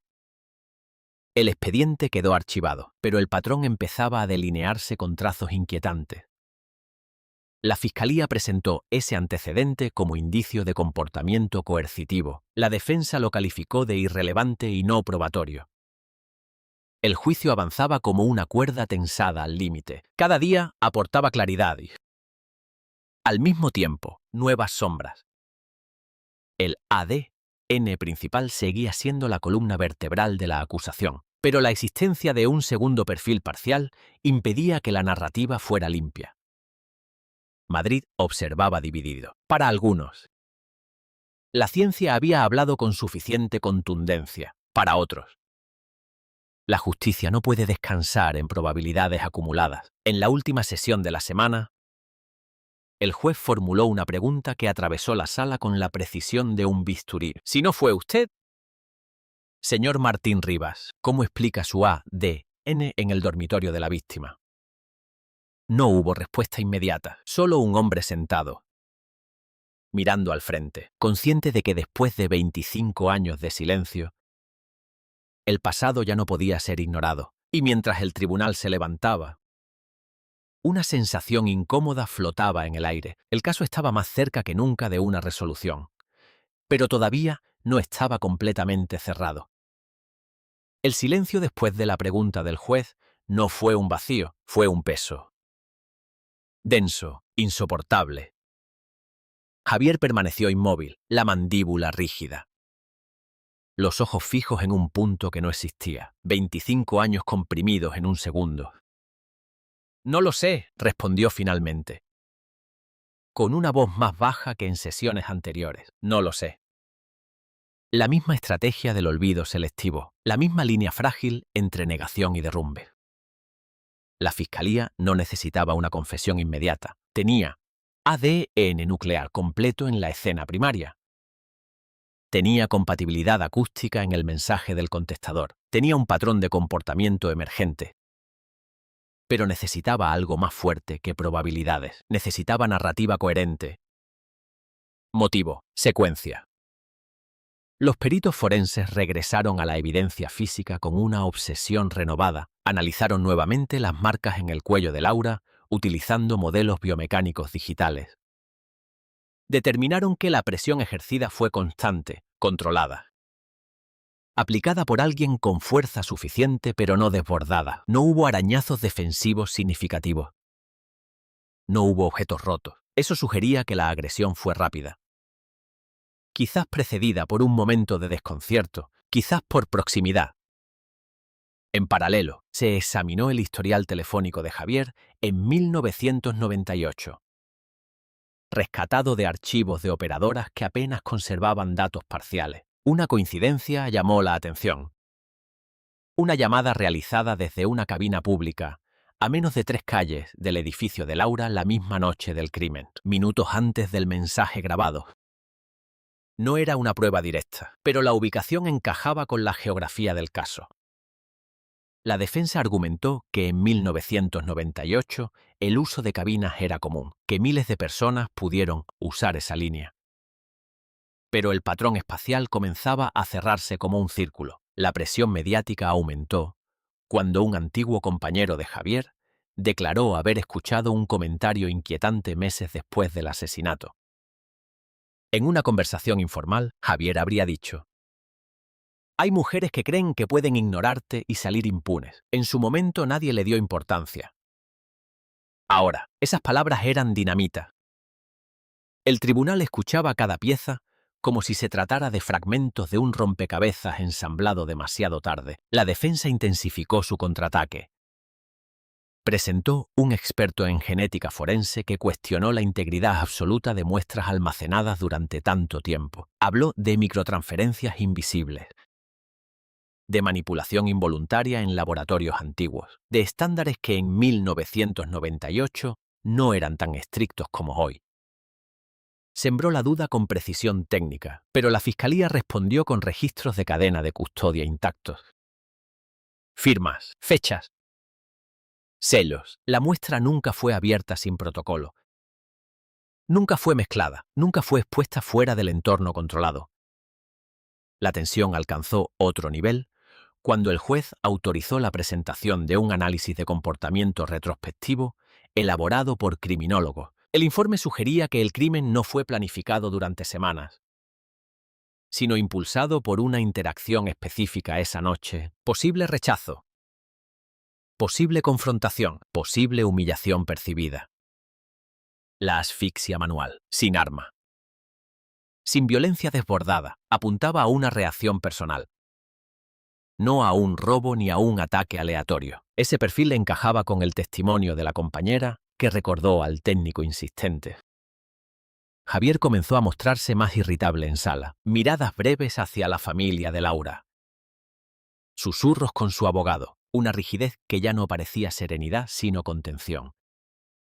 Y entonces ocurrió algo inesperado. La esposa de Javier solicitó declarar, no como testigo de cargo, no como acusación, sino como parte afectada. Su testimonio fue breve, pero perturbador. Admitió que en 1998 atravesaban una crisis intensa. celos constantes, discusiones por supuestas infidelidades imaginadas. Conductas posesivas, nunca violencia extrema. Dijo, pero sí episodios de control obsesivo. Comentarios sobre mujeres que juegan con fuego. La sala quedó en silencio absoluto. La defensa intentó limitar el impacto, argumentando que conflictos matrimoniales no prueban homicidio. Pero el contexto psicológico se volvía cada vez más consistente. Mientras tanto, el segundo perfil genético parcial seguía sin identidad. La fiscalía sostuvo que podía tratarse de una transferencia anterior. Quizá de un visitante previo, quizá de un contacto laboral antiguo. La defensa insistía en que representaba la posibilidad real de un tercero. La balanza oscilaba entre ciencia dura y duda estratégica. En una sesión clave, el fiscal reconstruyó la posible secuencia final. Javier trabaja en el edificio días antes. Intercambio breve con Laura. Interés no correspondido. Llamada esa noche desde cabina cercana. Tenemos que hablar. Laura abre la puerta. Conversación tensa. Intento de acercamiento. Rechazo. Mano al cuello. Presión. Silencio. Salida tranquila por las escaleras. No hubo sangre. No hubo gritos prolongados. Solo 3 minutos que cambiaron todo. Javier negó cada punto, pero su voz ya no era firme. La palabra recuerdo comenzó a reemplazar a nunca. No recuerdo haberla visto. No recuerdo haber estado en su dormitorio, pequeñas grietas en una muralla de negación. La madre de Laura observaba sin lágrima. La justicia tardía tiene un sabor extraño. No devuelve, no repara. Solo confirma, Madrid seguía el juicio como si fuera una herida abierta, que al fin sangraba hacia afuera. Las calles de Carabanchel volvían a aparecer en televisión. El edificio gris era nuevamente escenario de cámaras y micrófonos. El caso que durante años fue un cold case olvidado, ahora se acercaba al momento decisivo. ADN contundente. Audio compatible. Patrón conductual emergente. Cabina telefónica cercana. Testimonios tardíos pero coherentes. Y. Aún así, el segundo perfil parcial seguía flotando como una sombra imposible de ignorar. La verdad parecía al alcance. Pero la certeza absoluta todavía estaba a un paso de distancia. El sexto día de juicio amaneció con una tensión distinta. Más densa, más eléctrica. Como si todos supieran que algo estaba a punto de romperse, afuera del tribunal. Las cámaras se alineaban desde temprano. El nombre de Laura Gómez volvía a repetirse en titulares digitales, en radios matinales, en conversaciones de café. 25 años después, Madrid respiraba el caso como si hubiera ocurrido ayer. Dentro de la sala, la Fiscalía anunció que presentaría un nuevo análisis complementario sobre la muestra genética principal. No era una repetición, era una ampliación con tecnología de secuenciación avanzada que en 1998 era impensable y que incluso hace 10 años no era estándar. Habían aplicado técnicas de Next Generation Sequencing para examinar regiones adicionales del ADN, incluyendo marcadores mitocondriales y microvariantes que reducen aún más la probabilidad de coincidencia aleatoria. El perito habló con precisión quirúrgica. Cada marcador coincidía. Cada región analizada reforzaba la identificación. La probabilidad estadística se acercaba a una cifra que, en términos prácticos, equivalía a identidad única. No una entre millones, una entre poblaciones planetarias. La defensa intentó objetar la introducción de análisis ampliados, alegando que no formaban parte del procedimiento original. El juez permitió su incorporación al considerar que se trataba de evolución tecnológica aplicada sobre evidencia ya válida y correctamente custodiada. La ciencia se volvía más contundente. Pero el caso no era solo ciencia. La Fiscalía presentó entonces un detalle reconstruido a partir del modelado tridimensional de la escena.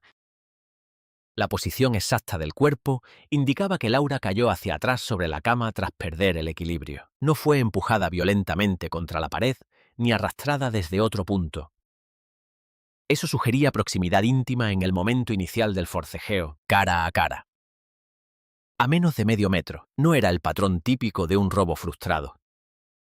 Era confrontación directa. En ese instante, el fiscal pronunció una frase que quedó suspendida en la sala. Ella lo dejó entrar. La defensa respondió con rapidez. Recordó que la puerta no presentaba daños. Pero eso no prueba confianza. Podría tratarse de engaño, de suplantación, de insistencia agresiva. Intentaron romper la narrativa de familiaridad, pero entonces llegó el testimonio que cambió el ritmo del juicio. Un antiguo vecino del edificio, localizado recientemente tras vivir años fuera de Madrid, declaró que en la semana previa al crimen vio a un técnico discutir brevemente con Laura en el portal. No recordaba las palabras exactas, pero sí el tono, tenso. Incómodo, Laura subió las escaleras rápidamente después. El hombre permaneció unos segundos mirando hacia arriba antes de marcharse. El testigo no conocía el nombre del técnico en 1998. Pero al ver la fotografía actual de Javier, afirmó con seguridad: es él. La defensa atacó la memoria del testigo. La posibilidad de sugestión tras la exposición mediática, pero la identificación fue firme.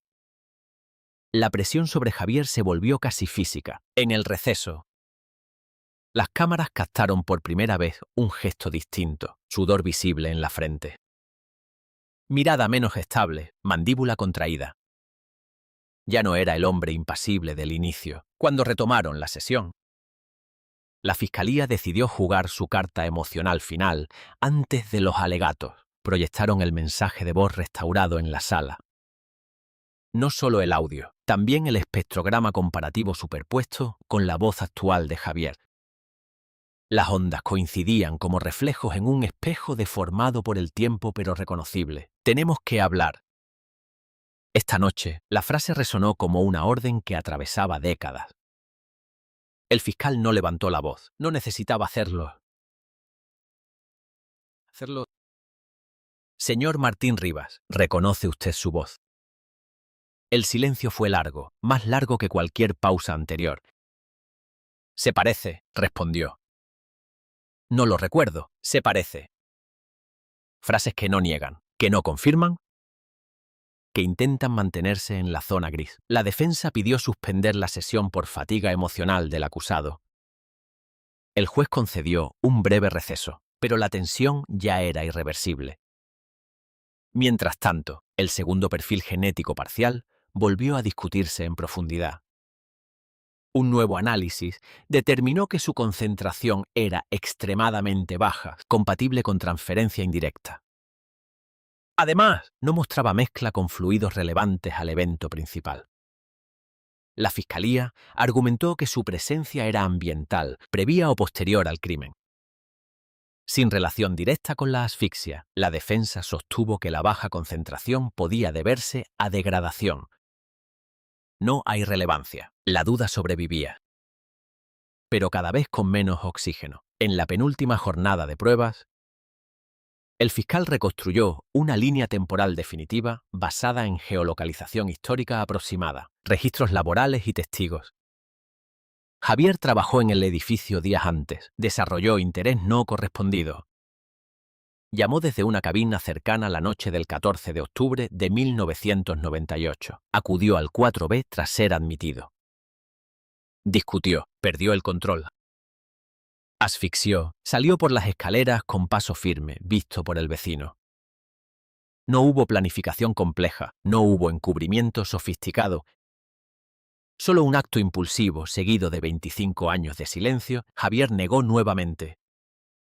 Pero algo en su postura cambió. Ya no miraba al frente con desafío sereno. Miraba al suelo con intermitencia. Sus manos, antes inmóviles, ahora se entrelazaban con tensión visible.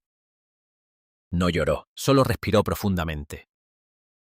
Como si cada palabra la atravesara de nuevo. Madrid esperaba el veredicto como quien espera una tormenta anunciada desde hace décadas. La ciencia había hablado con claridad creciente. Los testimonios reforzaban la narrativa. El patrón psicológico encajaba la cabina telefónica. La discusión en el portal, la coincidencia vocal. El ADN casi absoluto, pero el juicio aún no había terminado. Y en ese espacio final, entre evidencia abrumadora y decisión judicial, flotaba una última pregunta silenciosa. ¿Sería suficiente para cerrar definitivamente una herida abierta durante un cuarto de siglo? ¿O quedaría siempre un margen de duda que ningún análisis podría borrar? El día de los alegatos finales llegó con una atmósfera cargada, casi irrespirable. No era solo un juicio, era el cierre de un ciclo que había atravesado generaciones. Afuera, la prensa hablaba de justicia histórica. Dentro, la sala parecía contener la respiración. La fiscalía tomó la palabra primero, no elevó el tono. No necesitaba dramatismo, tenía acumulación. Ciencia, tiempo. Patrón, coincidencias que ya no parecían casualidad, sino estructura. Recordó el dormitorio intacto, la puerta sin forzar. La marca precisa en el cuello, recordó el mensaje de voz. La cabina cercana, el testigo del portal. La discusión previa, el ADN nuclear completo. La secuenciación avanzada, la coincidencia casi absoluta. Y luego dijo algo que golpeó más que cualquier estadística. 25 años no borran la verdad. Solo la retrasan. Describió a Laura como una mujer común atrapada en un instante fatal. Subrayó que el crimen no fue un accidente, ni un malentendido. Fue una decisión, una presión sostenida durante segundos suficientes para apagar una vida. Cuando terminó, la sala estaba en silencio absoluto. La defensa se levantó lentamente. Su estrategia fue clara desde el inicio. Duda razonable, no negaron la presencia del ADN. La reinterpretaron, argumentaron que trabajar en el edificio explicaba transferencia previa. Cuestionaron la pureza del almacenamiento de pruebas antiguas. Recordaron que el segundo perfil genético parcial jamás fue identificado. Insistieron en que la memoria humana es maleable, que los testimonios tardíos están contaminados por titulares. Y lanzaron la pregunta central: ¿podemos condenar a un hombre por una narrativa reconstruida 25 años después? La frase resonó con fuerza. Javier escuchaba inmóvil. Pero su rostro ya no era impenetrable. Había algo distinto en su mirada. No era miedo puro, era agotamiento. El juez anunció que el tribunal se retiraría a deliberar. Las horas siguientes fueron interminables. La prensa analizaba probabilidades en directo. Expertos debatían sobre genética forense. Psicólogos hablaban de perfiles conductuales. La ciudad entera parecía suspendida.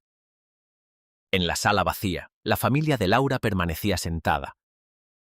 Como si levantarse significara romper un equilibrio frágil. Cuando el tribunal regresó, el murmullo se extinguió de inmediato. El juez comenzó a leer.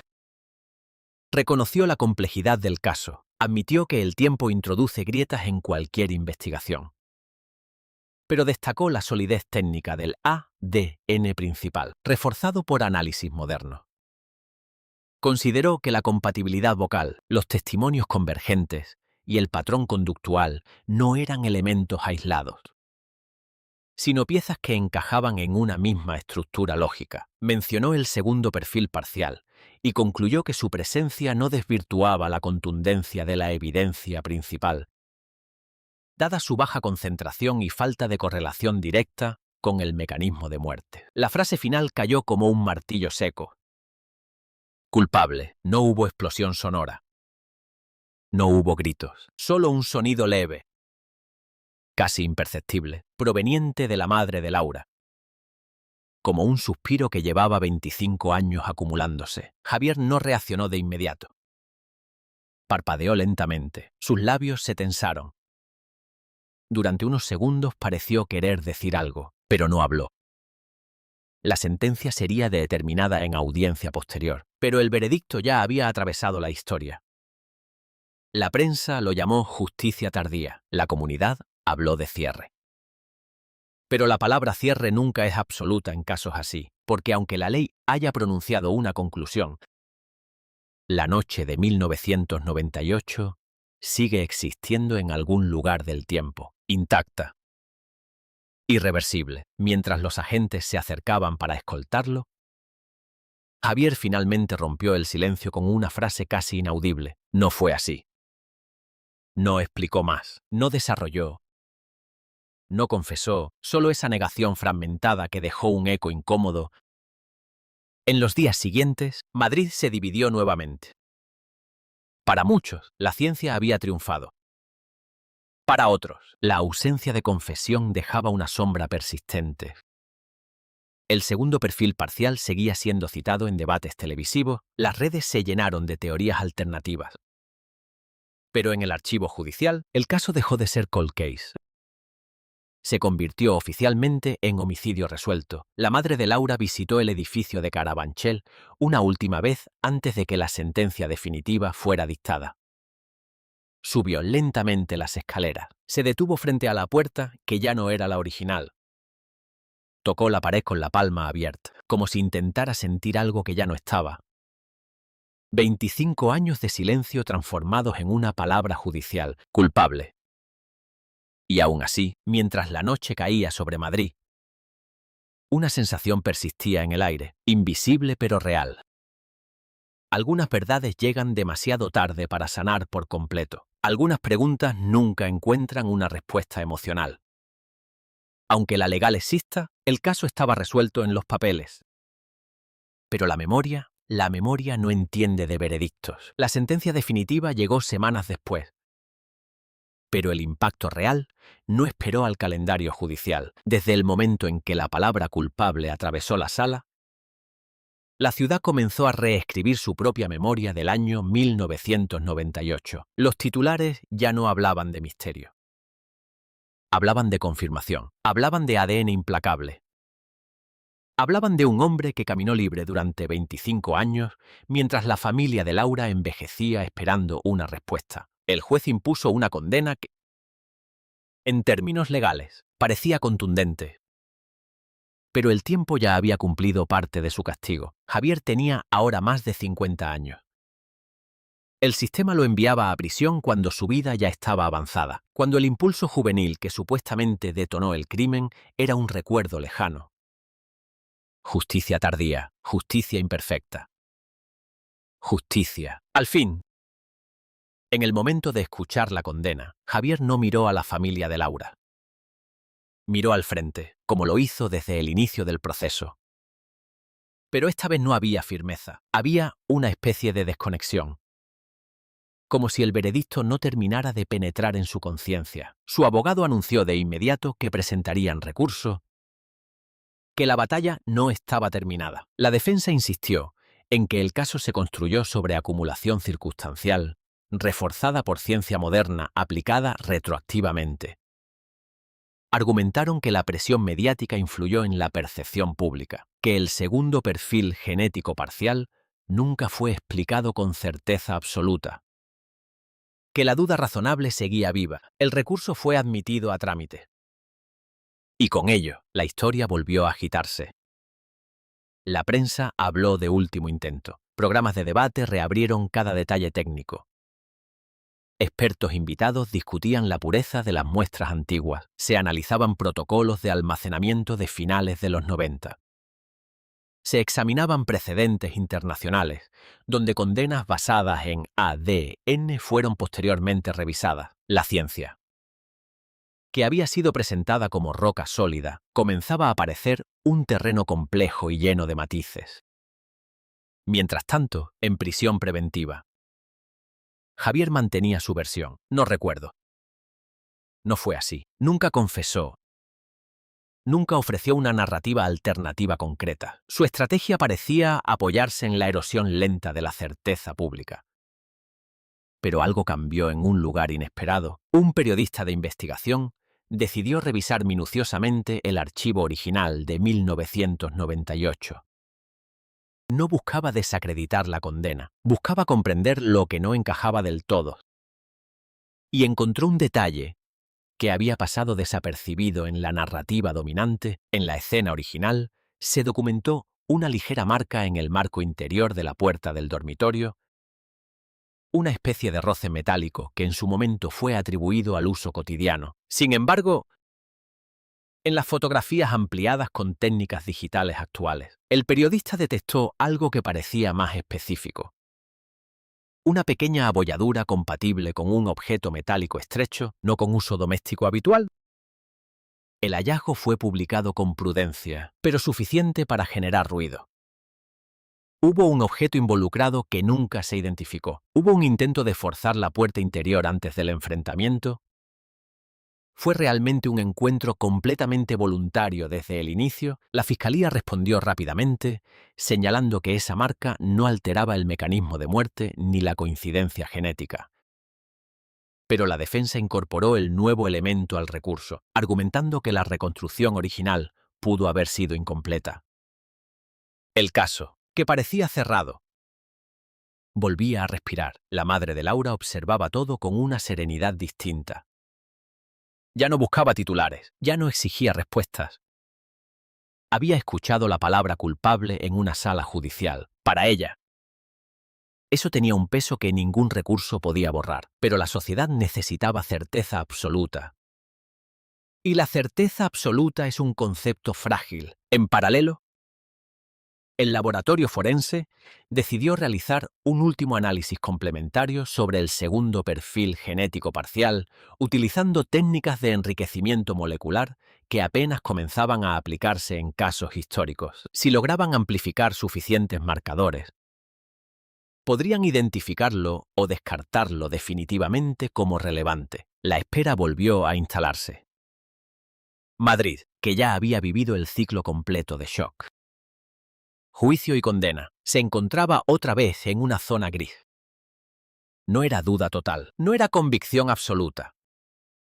Era esa franja intermedia donde la verdad parece estable pero aún vibra. Javier permanecía en silencio. El periodista continuaba investigando, el laboratorio trabajaba bajo protocolos extremos, y la noche del 14 de octubre de 1998 seguía siendo el núcleo inmóvil de todo, como una fotografía congelada que ningún veredicto podía reanimar. Porque incluso cuando la ley habla, el pasado no deja de susurrar. El nuevo análisis del segundo perfil genético parcial tardó meses de laboratorio cerrado. Protocolos extremos, contaminación cero. Cada paso documentado, cada tubo manipulado bajo supervisión doble. La presión no era solo científica, era histórica. Si ese perfil revelaba otro nombre, el terremoto sería inmediato. Cuando el informe finalmente estuvo listo, no hubo filtraciones previas. No hubo rumores. El resultado se entregó directamente al tribunal que estudiaba el recurso. El perfil fue amplificado con éxito, parcial. Sí, pero ahora lo suficiente para cruzarlo con bases de datos ampliadas. Sin coincidencias. No nacional. No internacional. No en registros penitenciarios. No en archivos civiles. El informe añadía una conclusión técnica que alteraba el equilibrio del debate. La baja concentración original y la degradación sugerían transferencia secundaria antigua, probablemente anterior al evento principal. No existía correlación biológica con la presión manual que causó la muerte. En términos forenses, no había evidencia de segundo agresor. La defensa recibió el informe como un golpe silencioso. Intentaron cuestionar el método de enriquecimiento molecular. Argumentaron que la ausencia de coincidencia no equivale a irrelevancia. Pero la base técnica comenzaba a inclinarse de manera casi definitiva. Mientras tanto, el periodista que había detectado la marca en el marco de la puerta publicó un segundo reportaje tras consultar con expertos en análisis estructural. La conclusión fue menos dramática de lo esperado. La abolladura era antigua, compatible con el roce repetido de un objeto metálico largo. Probablemente una barra de cortina manipulada años antes. No había correlación temporal con el crimen. Otra sombra que se disipaba, el recurso entró en su fase final. En prisión, Javier parecía más aislado que nunca.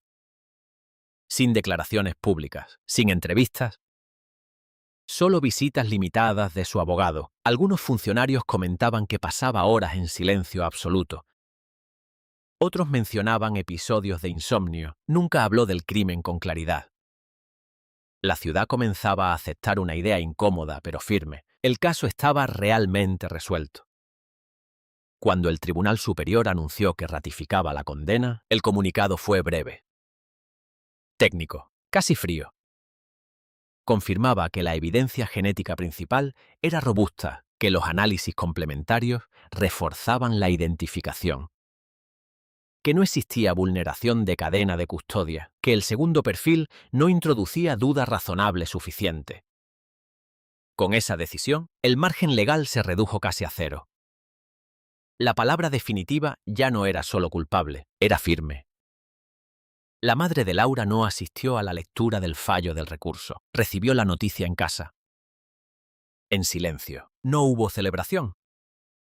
No hubo lágrimas visibles, solo una respiración larga. Como si el cuerpo finalmente entendiera que la espera había terminado, pero incluso con la firmeza judicial. Algo persistía. Nunca hubo confesión. Nunca hubo relato directo de esa noche desde la boca del condenado. La narrativa estaba construida con ciencia. Lógica y reconstrucción, sólida. Coherente, probada ante tribunales. Pero el instante exacto, las palabras intercambiadas. El detonante preciso, seguían siendo conjetura y esa ausencia de relato humano dejaba un espacio extraño en la historia. En entrevistas posteriores, expertos en criminología analizaron el comportamiento de Javier durante el juicio. Su negativa constante, su uso repetido de no recuerdo. Su resistencia a elaborar, algunos lo interpretaron como estrategia legal. Otros como negación psicológica profunda, otros simplemente como culpa sin voluntad de exposición. Madrid empezó a dejar atrás el caso en titulares. Nuevas noticias ocuparon portadas. Nuevas urgencias desplazaron la atención pública, pero en Carabanchel, algunos vecinos aún hablaban de aquella noche cuando pasaban frente al edificio gris. Un crimen que parecía perfecto en 1998. Un cold case enterrado durante décadas, una partícula microscópica guardada en un tubo sellado que habló 25 años después, y un hombre que jamás reconoció públicamente lo que la ciencia afirmó. La historia había cerrado su capítulo legal. Pero la memoria colectiva no funciona como un tribunal. La memoria deja ecos. Y en esos ecos permanece la imagen de una puerta abierta sin señales de violencia. Una voz en un contestador diciendo: tenemos que hablar. Una presión medida en el cuello, una salida tranquila por una escalera silenciosa. El ADN no olvida, la ley tampoco. Pero la verdad emocional de aquella noche, la conversación exacta, el instante preciso en que todo cambió, quedó suspendida para siempre en un espacio donde ningún laboratorio puede entrar. El caso fue archivado nuevamente, esta vez con una condena firme. Y aún así, cuando la noche cae sobre Madrid y las luces se apagan en edificios anónimos, siempre queda una pregunta flotando en la oscuridad. ¿Qué ocurrió exactamente en esos 3 minutos finales dentro del 4B? Con la condena firme y los recursos agotados, el expediente volvió a archivarse. Pero esta vez no como un misterio abierto, sino como un caso resuelto con sentencia definitiva. La palabra cold case desapareció oficialmente del registro. Sin embargo, la historia no se desvaneció, se transformó. En prisión, Javier Martín Rivas comenzó a cumplir su condena en un módulo ordinario. No solicitó entrevistas, no escribió cartas públicas. No pidió revisión extraordinaria, su estrategia. Si aún existía, parecía ser el silencio absoluto. Algunos internos afirmaban que apenas hablaba, otros decían que negaba el crimen con la misma frase mecánica. No fue así, nunca añadía detalles. Nunca ofrecía versión alternativa. El sistema penitenciario lo absorbió como absorbe a tantos otros. Número, rutina, horarios, pero fuera de los muros. El caso seguía generando análisis. Universidades incorporaron el proceso como ejemplo de resolución tardía gracias a avances genéticos. Se discutía en aulas de criminología como caso paradigmático de evidencia preservada correctamente durante décadas. Se estudiaba la importancia de la cadena de custodia. Se analizaba cómo una simple detención por alcoholemia en 2006 terminó activando una coincidencia genética que cambió el curso de una historia enterrada. El ADN como testigo silencioso. El ADN como memoria biológica imposible de sobornar. Pero en paralelo surgía una reflexión incómoda. ¿Cuántos casos anteriores a la era digital permanecen aún esperando que la tecnología alcance su verdad? El edificio de Carabanchel volvió a la normalidad superficial. Nuevos inquilinos, nuevas rutinas. Pintura renovada. El 4B ya no pertenece a la familia de Laura.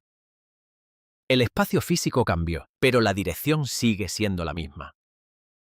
Y eso basta para que el pasado nunca desaparezca del todo. La madre de Laura decidió, meses después de la sentencia firme, donar parte de los documentos del caso a una fundación dedicada a víctimas de crímenes no resueltos.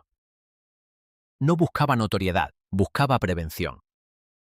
Si la ciencia pudo hablar después de 25 años, entonces cada muestra guardada en un archivo puede ser una voz futura. En entrevistas discretas, ella repitió algo que sorprendió a muchos. No necesitaba una confesión, necesitaba una respuesta legal. Para ella, el peso de la evidencia fue suficiente. La ausencia de relato humano ya no la atormentaba, pero para el público, la falta de confesión seguía siendo una espina, porque una sentencia explica responsabilidad. No explica emociones. Nunca sabremos exactamente qué dijo Laura antes de morir. Nunca sabremos si hubo súplica, rabia, miedo o incredulidad. Nunca sabremos qué cruzó por la mente de Javier en el segundo exacto en que decidió no soltar. Lo único incuestionable es la física del ADN. Con el tiempo, el caso dejó de ocupar portadas, pasó a documentales, a podcasts de crímenes reales, a análisis forenses especializados. Se convirtió en ejemplo de cómo un expediente archivado puede resucitar con tecnología adecuada, pero cada vez que el mensaje restaurado vuelve a reproducirse en un programa nocturno, la frase sigue teniendo la misma carga. Tenemos que hablar. Esta noche, 3 segundos que atravesaron décadas. 3 segundos que sobrevivieron a cintas magnéticas, reformas judiciales y cambios generacionales. En prisión, Javier envejece. En casa, la madre de Laura también. La ciudad continúa. La justicia llegó tarde. Pero llegó, y aún así, el caso deja una lección inquietante. El tiempo no protege a quien comete un crimen. Solo retrasa el momento en que la evidencia alcanza su madurez. 25 años fueron necesarios para que una partícula microscópica señalara un nombre. 25 años de vida cotidiana para un hombre que caminó libre mientras el expediente dormía. Hoy, el archivo está cerrado, pero el eco de aquella noche, en 1998, sigue flotando en la memoria colectiva como recordatorio de algo más grande que un juicio. La verdad puede tardar, puede enterrarse. Puede parecer olvidada, pero no desaparece. Y cuando finalmente emerge, lo hace con una fuerza que ninguna negación puede contener.